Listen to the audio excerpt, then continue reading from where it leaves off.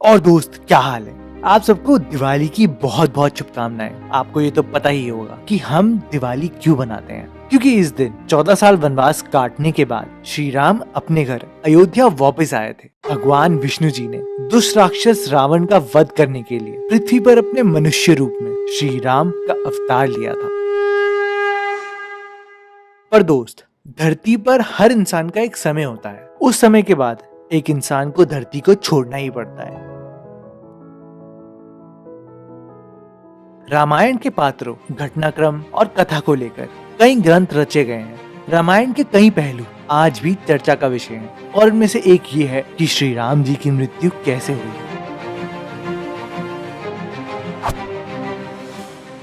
तो दोस्त, आज इस वीडियो में हम आपको बताएंगे कि श्री राम की मृत्यु कैसे हुई थी। तो चलिए देखते हैं।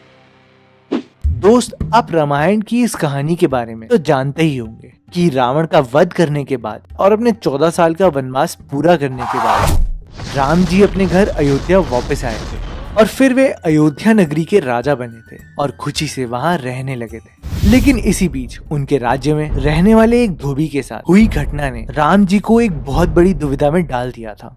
इस घटना में ये हुआ था कि धोबी की पत्नी एक रात तक घर वापस नहीं आई। जब सुबह को वे वापस आई तो धोबी ने तो अपनी पत्नी को स्वीकार कर लिया था, लेकिन अयोध्या के निवासियों ने धोबी के इस निर्णय का पूरा विरोध किया। जब ये बात श्री राम की राज्यसभा में पहुंची तो भरत ने ये कहा कि अयोध्या के न्याय विधान के अनुसार धोबी को अपनी पत्नी को त्यागना पड़ेगा, क्योंकि उसकी पत्नी अब अपवित्र हो चुकी थी। दोस्तों, भगवान राम जानते थे कि उनकी खुद की पत्नी सीता अग्नि की तरह पवित्र है, पर फिर भी उन्हें अपना राजधर्म निभाना था।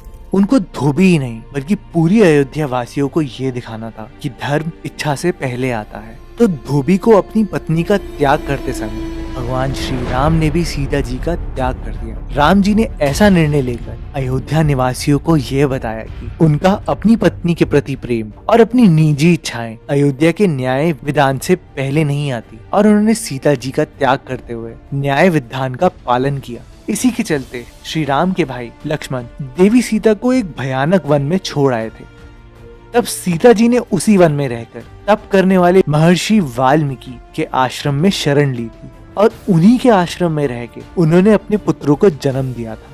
और जिस दिन देवी सीता ने अपने पुत्रों को श्री राम को दिया, तब वे स्वयं अपनी जननी देवी पृथ्वी में समा गई। भगवान राम कई वर्षों तक पृथ्वी पर रहे थे। श्री राम ने अपने सारे कर्तव्यों को पूरा कर लिया था। तो एक दिन महाकाल एक तपस्वी के रूप में उनसे ये कहने आया कि मैं आपसे कुछ बात करना चाहता हूँ, पर उससे पहले आपको ये वचन देना होगा कि जो कोई भी हमारी बात सुनेगा तो आपको उसे मृत्यु दंड देना पड़ेगा, और अगर हमें आपस में बात करता हुआ भी कोई देखे तो उसका आपको वध करना होगा। तपस्वी की ये शर्तें मानते हुए भगवान राम उन्हें अपने कक्ष में ले गए। जाते जाते भगवान राम ने अपने पास खड़े लक्ष्मण जी से कहा कि तुम कक्ष के बाहर पहरा दो और ध्यान रखना कि कोई अंदर ना आए। जैसे ही भगवान राम और तपस्वी जी कक्ष में गए तो जाते ही तपस्वी जी ने भगवान राम से कहा कि मैं काल हूँ, और मुझे ब्रह्मा जी ने आपके पास ये जानने के लिए भेजा है कि आपके जितने कर्तव्य मृत्यु लोक में थे वो आप पूरे कर चुके हैं। इसलिए आप अब पृथ्वी पर और रहना चाहते हैं या अपने परम धाम पर वापस जाना चाहते हैं। लेकिन उसी समय दुर्वासा ऋषि भगवान राम से मिलने उनके द्वार पर आ गए थे, और उन्होंने द्वार पर खड़े लक्ष्मण जी से ये कहा कि श्री राम को मेरे आने की सूचना दे दो, मुझे उनसे जरूरी बात करनी है। पर श्री राम के आदेश का पालन करते हुए लक्ष्मण जी ने दुर्वासा ऋषि से यह कहा कि श्री राम अभी व्यस्त हैं और वे अभी आपसे नहीं मिल सकते, आप थोड़ी प्रतीक्षा कीजिए। ये सुनकर दुर्वासा ऋषि को क्रोध आ गया, और अपनी अपार शक्तियों का प्रदर्शन करते हुए उन्होंने ये कहा कि श्री राम को मेरे आने की अभी सूचना दो, नहीं तो मैं श्राप देकर समस्त रघुकुल सहित ये सारी अयोध्या इसी क्षण में भस्म कर दूंगा। दुर्वासा ऋषि की यह बात सुनकर लक्ष्मण जी ने यह सोचा कि केवल मेरी मृत्यु से अयोध्या बच सकती है, तो यही उत्तम है। और यह सोचकर लक्ष्मण जी काल से बातचीत करते हुए श्री राम के कक्ष में चले गए। लक्ष्मण जी को देखते ही काल वहां से गायब हो गए। भगवान राम ने काल के सामने ही लक्ष्मण जी को यह वचन दिया था कि जो उनकी बातें सुनेगा या उन्हें बात करते हुए देखेगा तो उन्हें उसका वध करना पड़ेगा। अपने इस वचन के चलते हुए भगवान श्री राम परेशान हो गए, क्योंकि अब उन्हें अपने ही भाई का वध करना पड़ेगा। परंतु राम जी की इस दुविधा का समाधान करने के लिए वशिष्ठ जी ने ये बोला कि आप लक्ष्मण जी का त्याग कर दो, क्योंकि किसी भी साधु पुरुष का त्याग करना उसका वध करने के ही समान होता है। वशिष्ठ जी की बात सुनकर भगवान श्री राम ने लक्ष्मण जी का त्याग कर दिया और राम जी के त्याग करने से लक्ष्मण जी वहाँ से आंसू बहाते हुए सीधे सरयू नदी के अंदर चले गए। वहाँ पर उन्होंने अपनी सारी इंद्रियों को वश में कर अपनी सांस रोक ली। सारे देवताओं ने लक्ष्मण जी को देखकर उनके ऊपर फूलों की वर्षा कर दी और आखिर में इंद्रदेव उन्हें स्वर्ग में लेकर चले गए।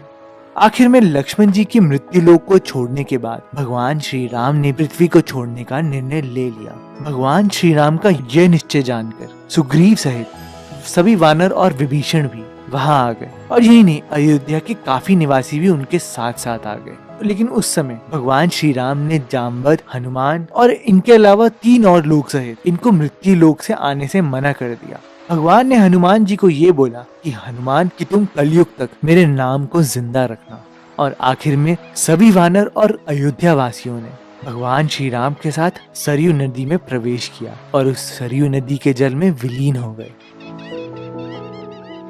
तो दोस्तों, ये है कहानी श्री राम की मृत्यु की। और दोस्तों, अगर आपको ये वीडियो पसंद आई हो तो इसे लाइक करना ना भूलें, इस चैनल को जरूर सब्सक्राइब करें और बेल आइकन जरूर दबाएं ताकि आपको सारी लेटेस्ट वीडियो जरूर मिल पाए। तो दोस्तों, मिलते हैं आपसे बहुत जल्द एक और वीडियो के साथ।